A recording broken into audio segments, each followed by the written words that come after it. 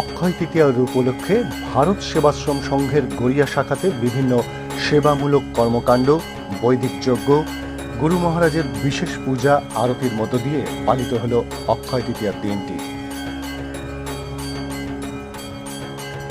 এই অনুষ্ঠানে উপস্থিত ছিলেন ভারত সেবাশ্রম সংঘের যুগ্ম সম্পাদক ও গড়িয়া শাখার সম্পাদক স্বামী ভাস্করানন্দজি মহারাজ, সন্ন্যাসী স্বামী গুণাতীতানন্দজি মহারাজ ও স্বামী গীতানন্দজি।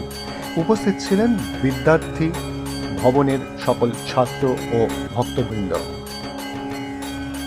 এই দিনে প্রায় 250 জন দুস্থ শিশুদের মধ্যে দুধ ও শুকনো খাবার বিতরণ করা হয় ভারত সেবাশ্রমের সংঘের পক্ষ থেকে। সংঘের পক্ষ থেকে জলছত্রের একটি আয়োজন করা হয়।